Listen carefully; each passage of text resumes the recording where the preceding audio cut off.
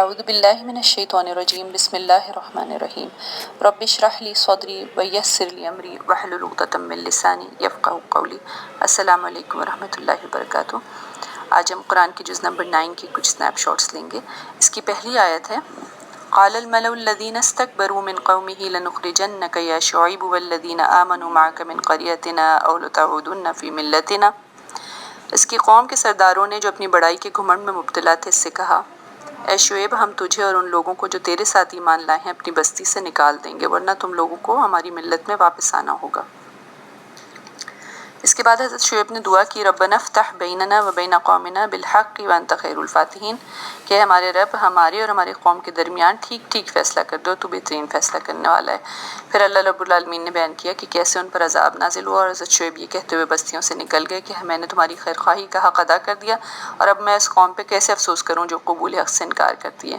اس کے بعد اللہ تعالیٰ نے ایک جنرل رول یہاں پر بتایا ہے کہ جب بھی اللہ کسی بستی میں رسول بھیجتے ہیں تو پہلے بستیوں کے لوگوں کو تنگی اور سختی میں مبتلا کرتے ہیں تاکہ وہ عاجزی پر اتر آئیں۔ اور پھر اللہ تعالیٰ فرماتے ہیں وَلَوْ أَنَّ أَهْلَ الْقُرَىٰ آمَنُوا وَاتَّقَوْا لَفَتَحْنَا عَلَيْهِمْ بَرَكَاتٍ مِّنَ السَّمَاءِ وَالْأَرْضِ۔ اگر بستیوں کے لوگ ایمان لاتے اور تقویٰ کی روش اختیار کرتے تو ہم آسمان اور زمین سے برکتوں کے دروازے ان پر کھول دیتے، لیکن جھٹلانے کی وجہ سے کیا ہوا کہ اللہ کا غضب اور عذاب ان پہ نازل ہوا۔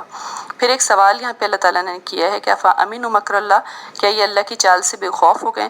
مکر اس چال کو کہتے ہیں جو خفیہ تدبیر ہو، جس کے خلاف وہ کی جا رہی ہے اس کو آخری وقت تک پتہ نہ چلے، بلکہ ظاہری طور پر اس کو یہ لگ رہا ہو کہ سب کچھ ٹھیک ہے، یہاں تک کہ اس پہ فیصلہ کن ضرب پڑ جائے۔ اس کے بعد اللہ تعالیٰ نے کہا ہے کہ صرف وہ قومیں جو ہلاک ہونے والی ہوتی ہیں، تباہ ہونے والی ہوتی ہیں، وہ اللہ کی چال سے بے خوف ہوتی ہیں۔ پھر کہا سابق قوموں کے واقعات سے سبق لو، اور پھر اس کے بعد حضرت موسیٰ اور فرعون کا قصہ سنایا ہے کہ حضرت موسیٰ نے کیسے اس کی دربار میں جا کے کہا کہ میں اللہ رب العالمین کی طرف سے حق لایا ہوں، بینات لے کر آیا ہوں، اور دو نشانیاں اس کو دکھائیں، کیسا ڈالا زمین پر تو وہ اژدہا بن گیا، اور ہاتھ اپنا بغل میں ڈال کے نکالا تو وہ چمکنے لگا۔ لیکن اس نے کہا یہ جادو ہے، اور پھر اس نے جادوگروں سے مقابلہ کروایا۔ جادوگر بڑا زبردست جادو بنا لائے، نگاہوں کو مسحور کر دیا، دلوں کو خوف زدہ کر دیا، لیکن اللہ کے حکم پہ جیسے ہی حضرت موسیٰ نے عصا پھینکا تو وہ سارے جادو کو نگل گیا۔ یہ نہیں کہ وہ ان کی رسیوں اور لاٹھیوں کو نگل گیا تھا، بلکہ جو رسیاں اور لاٹھیاں سانپ بنی نظر آ رہی تھیں، جہاں جہاں اژدہا گیا ہر رسی رسی نظر آنے لگی اور ہر لاٹھی لاٹھی نظر آنے لگی۔ پھر اس کے بعد سارے جادوگر سجدے میں گر گئے۔ ان کو جادو اور معجزے کا فرق سمجھ آ گیا، انہوں نے یہ بات سمجھ لی کہ کوئی جادو اس طرح سے دوسرے جادو کا توڑ نہیں کر سکتا۔ وہ سجدے میں گر گئے اور انہوں نے کہا قالوا آمنا برب العالمین، اور پھر انہوں نے کہا کوئی ڈاؤٹ نہ رہ جائے تو انہوں نے ربی موسیٰ و ہارون بھی کہہ دیا ساتھ میں۔ تو فرعون نے اگلی چال چلی، اس نے کہا کہ یہ جو حضرت موسیٰ ہیں یہ تمہارے گرو ہیں، یقیناً انہوں نے ہی تمہیں جادو سکھایا اور تم خفیہ سازش کر کے تم ہمارا تختہ الٹنا چاہتے ہو۔ تو یہ چال بھی ناکام ہوئی تو اس نے ہاتھ پاؤں کٹوانے کی دھمکی دی جادوگروں کو، لیکن جادوگروں کی دعا یہاں لکھی ہے ربنا افرغ علینا صبرا وتوفنا مسلمین، اے ہمارے رب ہم پر صبر کا فیضان کر اور ہمیں دنیا سے اٹھا تو اس حال میں کہ ہم تیرے فرما بردار ہوں۔ پھر اس کے بعد اللہ تعالیٰ نے فرعون کو پیداوار کی کمی میں مبتلا کیا، اور اچھا زمانہ آتے تو کہتے کہ ہم اسی کے مستحق ہیں، اور برا آتا تو حضرت موسیٰ اور ان کے ساتھیوں کو ملعون کرتے۔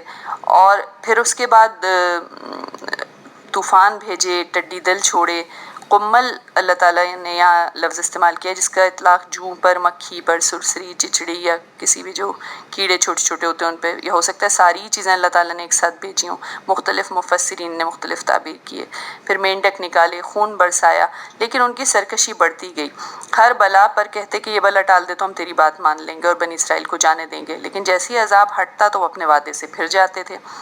تو اللہ تعالیٰ فرماتے ہیں ان کو ہم نے سمندر میں غرق کر دیا اور بنی اسرائیل کو سرزمین کے مشرق اور مغرب کا وارث بنا دیا۔ پھر فرمایا وَتَمَّتْ كَلِمَةُ رَبِّكَ الْحُسْنَىٰ عَلَىٰ بَنِي إِسْرَائِيلَ بِمَا صَبَرُوا، اس طرح بنی اسرائیل کے حق میں تیرے رب کا وعدہ خیر پورا ہوا کیونکہ انہوں نے صبر سے کام لیا تھا۔ اور پھر اس کے بعد بنی اسرائیل کو سمندر سے اللہ نے گزار دیا، تو پھر آگے کچھ عرصے بعد ہی انہوں نے بتوں کی فرمائش کر دی۔ یہ ان کی غلامانہ ذہنیت کا نتیجہ تھا۔ مصر میں رہ کر فرعون کی قوم کو جس طرح بتوں کو پوجتے دیکھتے تھے تو انہوں نے بھی فرمائش کر دی کہ ہمارا ایسا ایک خدا بنا دو، اور حضرت موسیٰ نے ان کو تنبیہ کی۔ پھر حضرت موسیٰ کو جب کوہ سینا پر طلب کیا گیا اور حضرت ہارون کو وہ جانشین بنا کے گئے تو پیچھے ان لوگوں نے بچڑے کو اپنا معبود بنا لیا، اور وہاں حضرت موسیٰ نے اللہ تعالیٰ سے یہ ڈیمانڈ کی کہ میں تجھے دیکھوں، تو اللہ تعالیٰ نے ان کو تنبیہ کی، اور جب سامنے والے پہاڑ پہ تجلی کی اور وہ ریزہ ریزہ ہو گیا تو حضرت موسیٰ بے ہوش ہو کے گر پڑے، اور جب ان کو افاقہ ہوا تو اللہ کی پاکی بیان کی اور توبہ کی۔ پھر اس کے بعد اللہ تعالیٰ نے فرمایا فَخُذْ مَا آتَيْتُكَ وَكُن مِّنَ الشَّاكِرِينَ کہ جو میں تجھے دے رہا ہوں وہ لے اور شکر بجا لا۔ حضرت موسیٰ کو کتاب عطا ہوئی جس کی ہدایت تختیوں پر لکھی ہوئی تھی کہ بہتر مفہوم کی پیروی کریں، اور سیدھا راستہ چھوڑ کر جو لوگ ٹیڑھ اختیار کریں گے وہ دراصل فاسق ہے۔ لیکن جب وہ واپس آئے اور انہوں نے دیکھا کہ بچڑے کو معبود بنا لیا ان کی قوم نے، تو انہوں نے تختیاں پھینک دیں، حضرت ہارون کے بال پکڑ کر کھینچے۔ تو حضرت ہارون کو اللہ تعالیٰ نے اس الزام سے بری قرار دیا ہے، ورنہ بائبل یہ کہتی ہے کہ حضرت ہارون نے بچڑا بنایا تھا، لیکن یہاں اللہ تعالیٰ نے صاف فرمایا کہ ہارون نے کہا ان لوگوں نے مجھے دبا لیا تھا اور قریب تھا کہ مجھے مار ڈالتے، تو دشمنوں کو مجھ پر ہنسنے کا موقع نہ دے اور مجھے ظالموں میں شامل نہ کر۔ پھر دونوں بھائیوں نے توبہ استغفار کی، تو اللہ تعالیٰ نے پھر قوم کے 70 آدمیوں کو منتخب کر کے دوبارہ کوہ سینا پر طلب کیا، اور راستے میں سخت زلزلے نے آ لیا تو حضرت موسیٰ نے دعا کی کہ اللہ کیا تو اس غلطی کی سزا کے طور پہ جو ہم میں سے چند بے وقوفوں نے کی تھی ہماری پوری قوم کو ہلاک کر دے گا، تو ہمیں معاف کر دے۔ معافی اور استغفار اللہ کو پسند آئی، اور پھر اللہ نے جواب دیا وَرَحْمَتِي وَسِعَتْ كُلَّ شَيْءٍ کہ عذاب تو میں جس کو دینا ہے دوں گا، لیکن میری رحمت ہر چیز پر چھائی ہوئی ہے۔ اور پھر اللہ تعالیٰ نے معاف کر دیا ان لوگوں کو، اور پھر آگے فرمایا بس آج یہ رحمت ان لوگوں کا حصہ ہے جو اس پیغمبر یعنی نبی امی صلی اللہ علیہ وسلم کی پیروی اختیار کریں، جن کا ذکر انہیں اپنے ہاں توریت اور انجیل میں لکھا ہوا ملتا ہے۔ وہ انہیں نیکی کا حکم دیتا ہے، بدی سے روکتا ہے، ان کے لیے پاک چیزیں حلال اور ناپاک چیزیں حرام کرتا ہے، اور ان پر سے وہ بوجھ اتارتا ہے جن پر لدے ہوئے تھے، اور وہ بندشیں کھولتا ہے جن میں وہ جکڑے ہوئے تھے۔ پھر اس کے بعد اللہ تعالیٰ نے حضرت موسیٰ کی قوم کو جو 12 چشمے نکال کے دیے پانی کے، اس کا ذکر کیا ہے، پھر بتایا کہ ابر کا سایہ کیا ان پر، من و سلوہ اتارا، پھر بھی انہوں نے خود ہی اپنے پر ظلم کیا، پھر انہیں بستی میں داخل ہونے کا حکم دیا جس کی انہوں نے پیروی نہیں کی۔ پھر اصحاب سبت کا قصہ یہاں بیان ہوا ہے کہ یہ قصہ ایلات یا ایلوت نام کے علاقے میں یہ قوم رہتی تھی ان کا ہے، کہ اللہ تعالیٰ نے ان کو حکم دیا تھا کہ ہفتے کے دن شکار نہ کریں، لیکن یہ لوگ اس حکم کی ہر ایک پیروی نہیں کرتا تھا۔ 3 طرح کے گروہ تھے ان کے درمیان۔ ایک گروہ وہ تھا جس نے سمندر سے لے کے اپنے گھر تک نہریں کھود لی تھیں اور گھر کے اندر حوض بنا لیے تھے، جب ہائی ٹائیڈ ہوتی پانی چڑھتا تو ان کے گھروں میں آ جاتا اور یہ گھروں میں جالیاں لگا کے وہیں بیٹھ کے شکار کرتے تھے۔ دوسرا گروہ وہ تھا جو خود شکار نہیں کرتا تھا لیکن جو کر رہے تھے شکار ان کو کچھ نہیں کہتا تھا۔ تیسرا گروہ وہ تھا جو خود بھی نہیں کرتا تھا اور دوسرے لوگوں کو بھی روکتا تھا کہ بھئی آپ یہ غلط کام نہ کریں، اللہ کے حکم کی نافرمانی نہ کریں۔ پھر یہاں ان کا آپس کا مکالمہ بھی بتایا گیا ہے کہ دوسرا گروہ کہتا تھا یہ تیسرے گروہ سے کہ تم ایسے لوگوں کو کیوں نصیحت کرتے ہو جنہیں اللہ ہلاک کرنے والا ہے یا سخت سزا دینے والا ہے؟ تو وہ کہتے تھے کہ ہم یہ سب کچھ تمہارے رب کے حضور اپنی معذرت پیش کرنے کے لیے کرتے ہیں اور اس امید پر کرتے ہیں کہ شاید یہ لوگ نافرمانی سے پرہیز کرنے لگیں۔ پھر اللہ تعالیٰ فرماتے ہیں کہ انجینا الذین ینہون عن السوء، پھر ہم نے بچا لیا ان لوگوں کو جو برائی سے روکتے تھے اور باقی سب کو جو ظالم تھے ہلاک کر دیا۔ پھر اس کے بعد بنی اسرائیل پر اللہ تعالیٰ نے مختلف لوگ مسلط کیے جو ان کو عذاب دیتے تھے اور ٹکڑے ٹکڑے کر کے ان کو مختلف قوموں میں تقسیم کر دیا، اس لیے کہ وہ کتاب کے وارث ہو کر ادنا فائدے سمیٹتے تھے، دنیاوی متاع سمیٹتے تھے۔ پھر اللہ تعالیٰ نے ذکر کیا کہ پہاڑ کو ان پر ہم نے چھا دیا تھا اور عہد لیا تھا کہ کتاب کی پابندی کریں گے، وہ اس عہد پہ قائم نہیں رہے۔ پھر اللہ تعالیٰ نے یہاں عہد الست کا ذکر کیا ہے کہ اللہ نے جب تمام ارواح کو پیدا کیا ازل میں تو سب کو ایک ساتھ سب سے سوال کیا کہ الست بربکم، تو سب نے ایک ساتھ جواب دیا قالوا بلا شہدنا، یعنی ہر نفس میں خود یہ گواہی موجود ہے کہ اللہ کے سوا کوئی رب نہیں ہے۔ اس کے بعد اللہ تعالیٰ نے مثال دی ہے خواہش نفس کی پیروی کرنے والے کی کتے سے، کہا ہے کہ اس کو اگر آپ حملہ کریں تو بھی اس کی زبان لٹکی رہتی ہے اور اگر چھوڑ دیں تو بھی یہ زبان لٹکائے رہتا ہے۔ خواہش نفس کی پیروی کرنے والوں کا بالکل یہی حال ہے۔ پھر اللہ تعالیٰ نے فرمایا جھٹلانے والوں کا حال یہ ہے کہ دل ہیں مگر سوچتے نہیں ہیں، آنکھیں ہیں مگر دیکھتے نہیں ہیں، کان ہیں مگر سنتے نہیں ہیں۔ اولئک کالانعام بل هم اضل، یہ جانوروں کی طرح ہیں بلکہ اس سے بھی گئے گزرے ہیں۔ اولئک هم الغافلون، یہ وہ لوگ ہیں جو غفلت میں پڑے ہوئے ہیں۔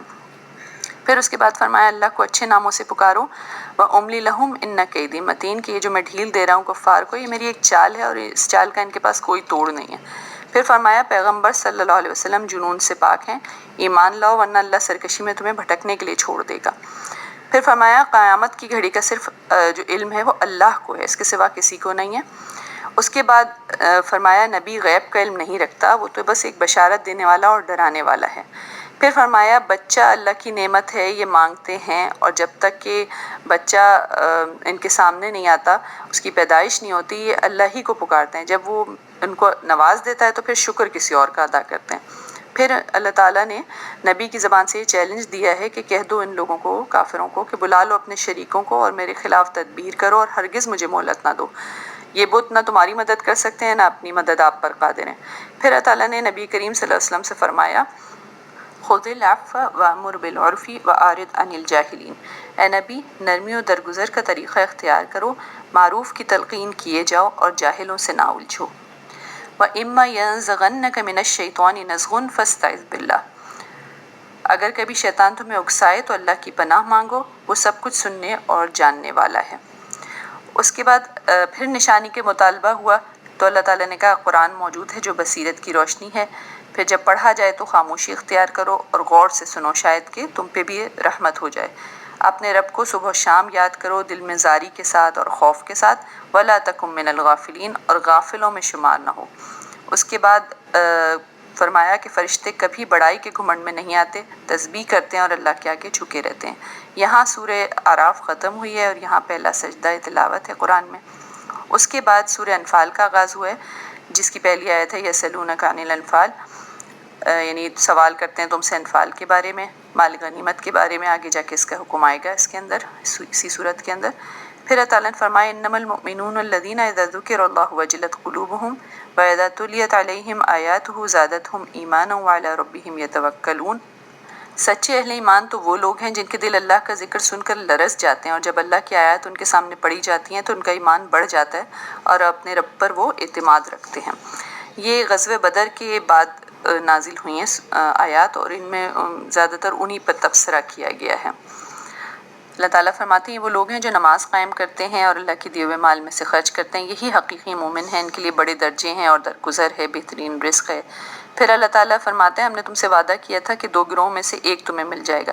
ایک ابو سفیان کا تجارتی قافلہ تھا جو بہت زیادہ مال و منال کے ساتھ تھا اور حفاظت کے لیے چند آدمی تھے۔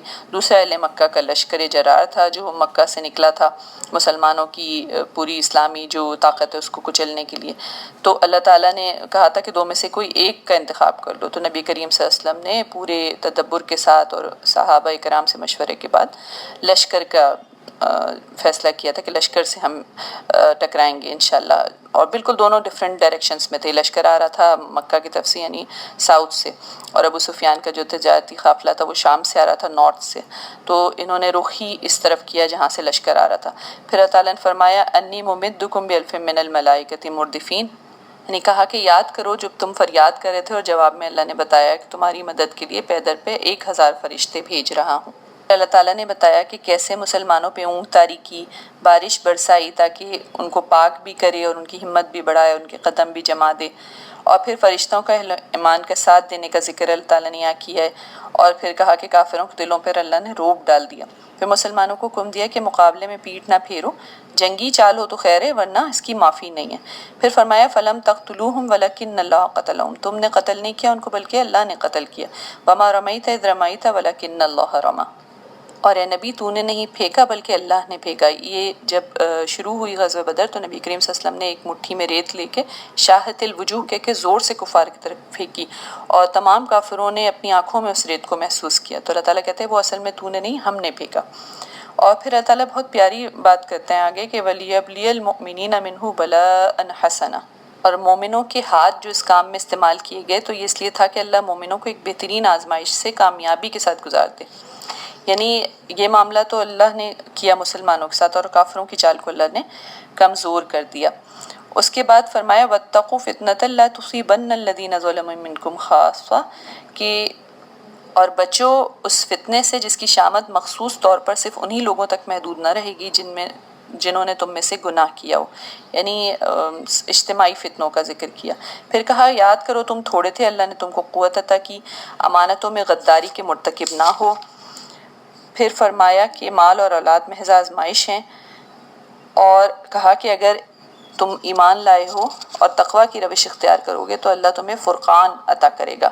فرقان کہتے ہیں ایسی چیز جو فرق کر سکتی ہو، بدی میں اور نیکی میں یا چھانٹ سکتی ہو یا پرکھ کر سکتی ہو. تو اللہ تعالیٰ نے کہا کہ اگر ایمان لاؤ گے اور تقوی کی روش اختیار کرو گے تو اللہ تمہیں فرقان عطا کرے گا. پھر فرمایا وَإِذْ يَمْكُرُ بِكَ الَّذِينَ كَفَرُوا لِيُثْبِتُوكَ أَوْ يَقْتُلُوكَ أَوْ يُخْرِجُوكَ کہ منکرین حق جب تدبیریں سوچ رہے تھے کہ تجھے قید کر دیں یا قتل کر دیں یا جلا وطن کر دیں تو اللہ وہ اپنی چال چل رہے تھے اور اللہ اپنی چال چل رہا تھا. پھر اللہ تعالیٰ نے آگے فرمایا کہ اللہ عذاب نازل نہیں کرتا جب تک کہ نبی لوگوں کے درمیان موجود ہوں اور اس وقت بھی عذاب نازل نہیں کرتا جب تک کہ لوگ استغفار کر رہے ہوں. اس کے بعد ان کو سرزنش کی گئی ہے کفار کو اور مسلمانوں کو کہا گیا کہ ان سے جنگ کرو یہاں تک کہ فتنہ باقی نہ رہے اور دین پورا کا پورا اللہ کے لیے ہو جائے. اور پھر اگر وہ فتنہ سے رک جائیں تو ان کے اعمال کا دیکھنے والا اللہ ہے اور نہ مانے تو جان رکھو کہ اللہ تمہارا سرپرست ہے اور بہترین حامی و مددگار ہے. نعم المولا و نعم النصیر. یہاں پر یہ پارہ ختم ہوا ہے. صدق اللہ العظیم.